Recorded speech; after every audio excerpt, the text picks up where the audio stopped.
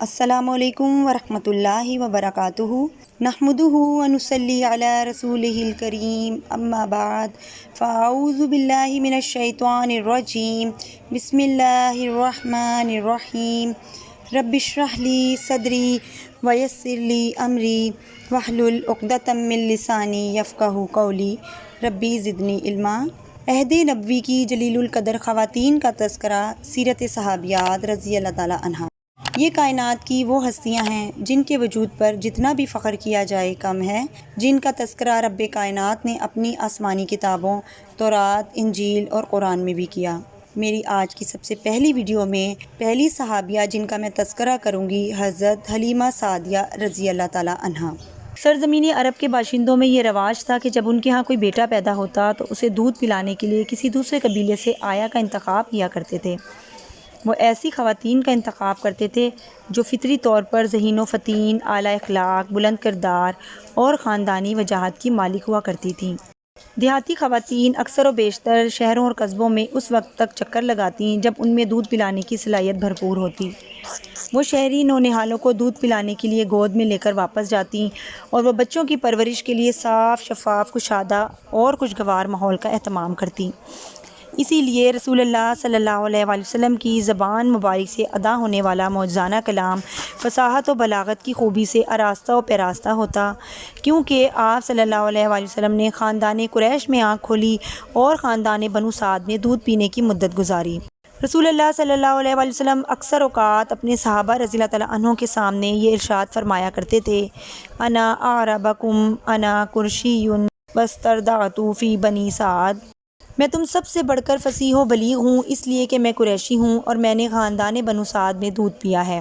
یہاں میں جس خوش نصیب خاتون کا تذکرہ کر رہی ہوں وہ قبیلہ بنو سعد کی چشم و چراغ ہے۔ یہ خوش بخت اور سعادت مند خاتون حلیمہ بنت عبداللہ بن حارث السعدیہ رضی اللہ تعالیٰ عنہا ہے، جسے نبی کریم صلی اللہ علیہ وآلہ وسلم کی رضائی والدہ ہونے کا شرف حاصل ہوا، جو حارث بن عبدالعزیٰ بن رفاعہ سعدی کی زوجہ محترمہ تھیں، جو عبداللہ، انیسہ اور خزافہ کی والدہ ماجدہ تھیں۔ یاد رہے کہ خزافہ ہی وہ سعادت مند بیٹی ہے جو تاریخ کے اوراق میں شیما کے نام سے مشہور و معروف ہے۔ حارث بن عبدالعزیٰ کے بیٹے بیٹیاں نبی کریم صلی اللہ علیہ وآلہ وسلم کے رضائی بہن بھائی قرار پائے۔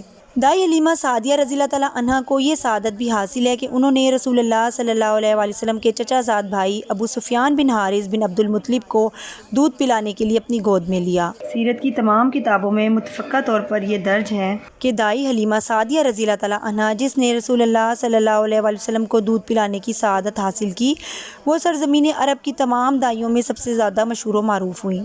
وہ اپنا جادو اثر بیان دیتے ہوئے فرماتی ہیں کہ میں خشک سالی کے موسم میں قبیلہ بنو سعد سے تعلق رکھنے والی ان 10 خواتین کے ہمراہ سفید رنگ کی نہایت ہی کمزور سی گدی پر سوار ہو کر گھر سے نکلی۔ ہم سب کا ایک ہی مقصد تھا کہ دودھ پلانے کے لیے سرداران مکہ کے بچے اپنی گود میں لیں۔ ہمارے پاس ایک عمر رسیدہ اونٹنی بھی تھی جس کا دودھ خشک ہو چکا تھا۔ بھوک کی وجہ سے ہم اور ہمارے بچے ساری رات سو نہ سکے۔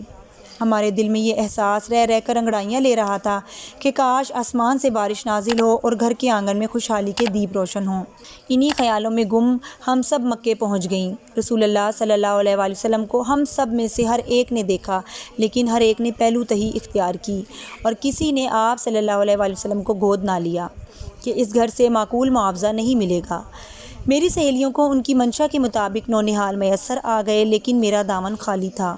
جب واپسی کا وقت قریب آیا تو میں نے اپنے خاوند سے کہا، بخدا مجھے یہ اچھا نہیں لگتا کہ میں اپنی سہیلیوں کے ہمراہ خالی گود ہی واپس چلی جاؤں۔ اللہ کی قسم میں تو اس یتیم بچے کو اپنی گود میں لینے جا رہی ہوں جسے سب نے چھوڑ دیا۔ خاوند نے کہا کہ تو نے میرے دل کی بات کہی، ہو سکتا ہے یہ بچہ ہمارے لیے خیر و برکت کا باعث بن جائے۔ ایک دوسری حدیث میں یہ واقعہ کچھ اس طرح وارد ہوا ہے۔ دائی حلیمہ سعدیہ فرماتی ہیں، عبد المطلب نے میرا استقبال کیا اور فرمایا، تم کون ہو؟ میں نے عرض کی کہ میں قبیلہ بنو سعد کی ایک خاتون ہوں۔ آپ نے فرمایا، تیرا نام کیا ہے؟ میں نے کہا، حلیمہ۔ یہ سن کر حضرت عبد المطلب مسکرائے اور فرمانے لگے، بس بس اتنا ہی کافی ہے۔ دائی حلیمہ نے آگے بڑھ کر عرب کے چاند کو اپنی گود میں لے لیا۔ دلچسپ بات یہ ہوئی کہ دائی حلیمہ کے نصیب جاگ اٹھے۔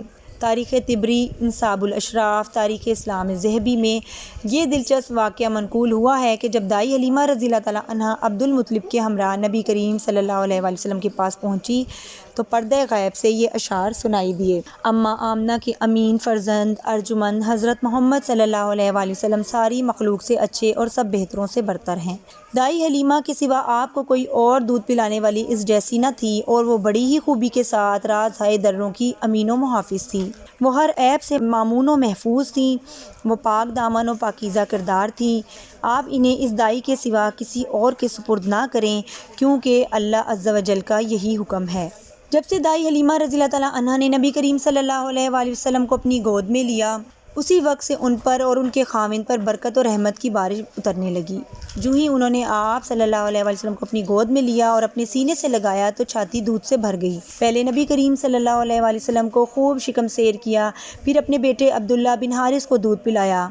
اچانک حالات نے پلٹا کھایا، ان دونوں کی محرومیاں ختم ہوئیں۔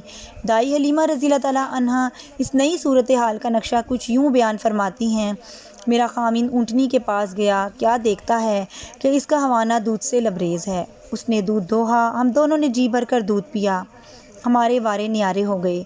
ہم نے شکم سیر ہو کر یہ رات خیر و برکت سے گزاری۔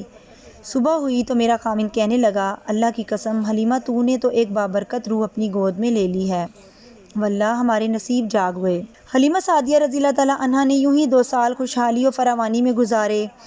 جب آپ صلی اللہ علیہ وآلہ وسلم کی مدت رضاعت پوری ہوئی، اب یہ ضروری تھا کہ آپ صلی اللہ علیہ وآلہ وسلم کو آپ صلی اللہ علیہ وآلہ وسلم کی والدہ ماجدہ حضرت آمنہ رضی اللہ تعالیٰ عنہا کے پاس لے جایا جائے۔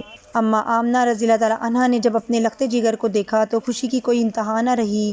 دائی حلیمہ رضی اللہ تعالیٰ عنہا کے کہنے پر مزید کچھ مدت کے لیے آپ صلی اللہ علیہ وآلہ وسلم کو دوبارہ حضرت حلیمہ سعدیہ رضی اللہ تعالیٰ عنہا کے حوالے کر دیا گیا۔ جب آپ صلی اللہ علیہ وآلہ وسلم کی عمر 4 یا 5 برس ہوئی تو سینہ چاک ہونے کا واقعہ پیش آیا۔ امام مسلم حضرت انس بن مالک رضی اللہ تعالیٰ عنہ کے حوالے سے یہ روایت کرتے ہیں کہ ایک روز رسول اللہ صلی اللہ علیہ وآلہ وسلم دیگر بچوں کے ساتھ کھیل رہے تھے کہ حضرت جبرائیل علیہ السلام آپ صلی اللہ علیہ وآلہ وسلم کے پاس تشریف لائے۔ آپ صلی اللہ علیہ وآلہ وسلم کو پکڑ کر لٹایا اور سینہ چاک کر کے دل نکالا، اور اس سے خون کا ایک لوتھڑا الگ کر کے دل کو سونے کی ایک تشتری میں رکھا، پھر اسے آب زمزم سے دھویا اور دل کو اس کی جگہ پر رکھ کر سینے کو ملا دیا۔ دوسرے بچے یہ حیرت انگیز منظر دیکھ کر دوڑتے ہوئے دائی حلیمہ رضی اللہ تعالیٰ عنہا کے پاس آئے اور کہا کہ ہمارے ساتھی حضرت محمد صلی اللہ علیہ وآلہ وسلم کو قتل کر دیا گیا ہے۔ دائی حلیمہ رضی اللہ تعالیٰ عنہا یہ واقعہ دیکھ کر خوفزدہ ہو گئیں اور آپ صلی اللہ علیہ وآلہ وسلم کو لے کر آپ صلی اللہ علیہ وسلم کی والدہ کے پاس پہنچیں۔ دائی حلیمہ رضی اللہ تعالیٰ عنہا اپنے گاؤں واپس آ گئیں۔ کئی سال بیت گئے۔ جب نبی کریم صلی اللہ علیہ وآلہ وسلم کو اللہ تعالیٰ نے منصب رسالت پر فائز کیا تو دائی حلیمہ رضی اللہ تعالیٰ عنہا نے اسلام قبول کرنے کی اور ہجرت کرنے کی بھی سعادت حاصل کی۔